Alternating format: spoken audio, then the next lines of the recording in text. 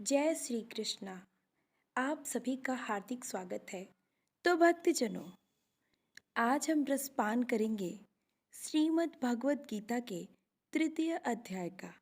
अर्जुन ने पूछा, हे जनार्दन, यदि आपके मत से कर्म से बुद्धि श्रेष्ठ है तो हे केशव, मुझे घोर कर्म में क्यों लगाते हो?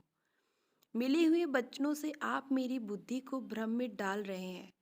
निश्चय करके मुझे बताइए जिससे मैं कल्याण को प्राप्त हूँ। श्री कृष्ण जी बोले, हे निष्पाप अर्जुन, मैं पहले समझ चुका हूँ कि इस लोक में दो प्रकार की निष्ठा कही है। एक तो संख्या वालों का ज्ञान योग और दूसरा योगनियों का कर्म योग। कर्मों को प्रारंभ न करने से ही कोई निष्कर्म नहीं कहलाता और कर्मों का त्याग करके संन्यास ग्रहण करने से ही किसी को सिद्धि नहीं मिल जाती। मनुष्य क्षण भर में कर्म किए बिना नहीं रह सकता। प्रकृति में गण ही सब मनुष्यों को कुछ कुछ कर्म करने में लगते रहते हैं। जो अज्ञानी कर्म इंद्रियों को रोककर आत्मचिंतन करने के बहाने विषयों की चिंता करता है, वह पाखंडी मिथ्याचारी कहलाता है। हे अर्जुन, जो इंद्रियों को मन में दमन कर और विषयों में प्रवृत्ति न होने देकर उनसे कार्य लेता है, वह कर्म योग का अभ्यास कहता है और श्रेष्ठ कहलाता है। अपने धर्म के अनुसार नियमित कर्म करो, क्योंकि कर्म के न करने से कर्म को करना अच्छा है। बिना कर्म किए तुम्हारे शरीर का निर्वाह नहीं हो सकता। हे कौतन्य, यज्ञ के निमित्त किए जाने वाले कर्मों को छोड़कर जितने कर्म हैं उनके करने से मनुष्य को बंधन होता है। अतः तुम फल की इच्छा त्याग कर यज्ञ के लिए ही कर्म करो।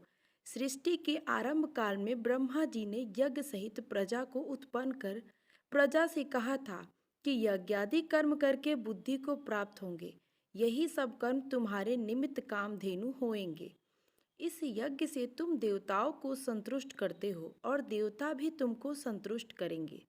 इस प्रकार परस्पर बर्ताव करते हुए तुम और देवता कल्याण को प्राप्त होोगे। यज्ञ आदि कर्मों से प्रसन्न होकर देवता तुमको इच्छित सुख की सामग्रियां देंगे, परंतु इसके किए हुए दान को जो बिना इनको भोग लगाए करता है वह चोर है। 5 महायज्ञ करके जो शेष बचा हुआ भोग ग्रहण करते हैं वे सब पापी पुरुष पाप को ही भक्षण करते हैं। अन्न से प्राणियों की उत्पत्ति होती है। अन्न मेघ से उत्पन्न होता है। मेघ यज्ञ द्वारा बरसता है और यज्ञ की उत्पत्ति कर्म से होती है। कर्म की उत्पत्ति ब्रह्मा से हुई है और ब्रह्मा अक्षर परमात्मा से। इस कारण सदा सब पदार्थों में रहने वाला ब्रह्मा है। वह सब यज्ञों में प्रस्तुत है। हे पार्थ, इस प्रकार चलाए हुए कर्म चक्र के अनुसार जो नहीं चलता है वह पापमय है और उसका जीवन व्यर्थ है। जो मनुष्य आत्मा में ही रत रहता है और आनंदमय अनुभव से तृप्त रहता है, आत्मा में ही संतुष्ट है, उसे कुछ भी कार्य शेष नहीं है।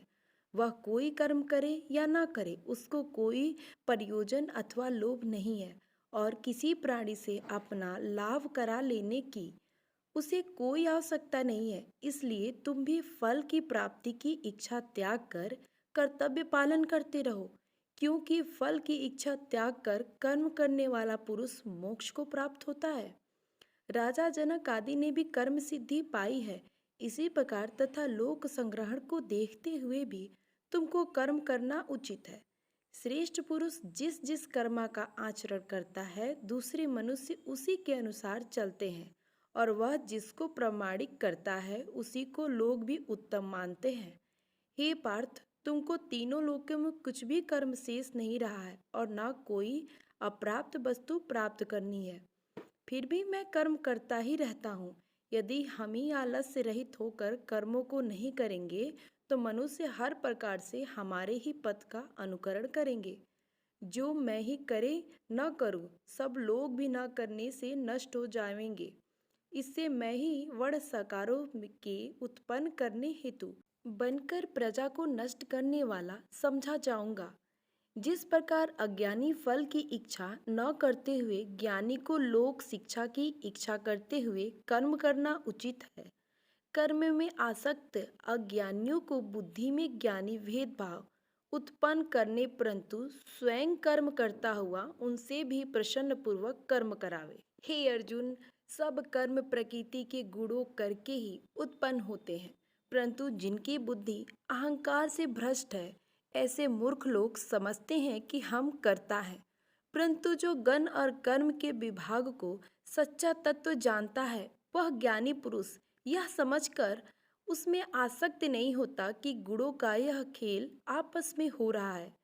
प्रकृति के गुणों को करके भूले हुए मनुष्य गुणों और कर्मों आसक्त होते हैं। उन अल्पज्ञ मंदों को ज्ञानी पुरुष कर्म मार्ग से चाल्यमान न करें। हे अर्जुन, अध्यात्म बुद्धि से सब कर्मों को तुम मुझ में अर्पण करके कर्म फल को आशा ममता इनको छोड़कर संग्राम करो। जो मनुष्य श्रद्धापूर्वक मेरे वचनों पर दोष दृष्टि न करके मेरी इस बात के अनुसार आचरण करते हैं, वे लोग कर्म बंधन से निश्चय मुक्त हो जाते हैं। और अज्ञानी इस मेरे मत पर दोष दृष्टि करते हुए इसको ग्रहण नहीं करते हैं, संपूर्ण ज्ञान से रहित है। उनको नष्ट हुआ जानो ज्ञानी पुरुष भी अपनी प्रकृति के अनुसार आचरण करता है। जीव मात्र अपने स्वभाव के अनुसार रहते हैं, वहाँ हट करने से क्या होगा। इंद्रिय और इंद्रियों के विषयों में प्रीति और देश दोनों ही व्यवस्थित है। इन राग और देश के बस न होना चाहिए, क्योंकि ये मनुष्य के शत्रु हैं। अपना कठिन धर्म भी दूसरों के सहज धर्म से हितकर होता है। स्वधर्म में मरना भी कल्याणकारक है, परंतु अन्य कर्म धर्म भयानक है। अर्जुन ने कहा, हे विष्णु नंदन श्री कृष्ण, पुरुष को करने की इच्छा न होते हुए भी कौन उसे बलात्कार पाप के मार्ग में प्रवृत्ति करता है। कृष्ण भगवान बोले, हे अर्जुन, रजोगुण से उत्पन्न होने वाला काम क्रोध मनुष्य को पाप कर्म मार्ग में ले जाता है। इन करके उत्पन्न इच्छा कभी तृप्त नहीं होती। ये महापापी और घोर शत्रु हैं। जैसे धुआं से अग्नि, धूल से दर्पण और झिल्ली से गर्भ का बालक ढका हुआ है। हे कुंती पुत्र, इस शत्रु काम करके ज्ञानियों का ज्ञान आच्छादित है और सदा अग्नि की तरह तृप्त नहीं होता। इंद्रियां, मन और बुद्धि इस काम के आश्रय स्थान है।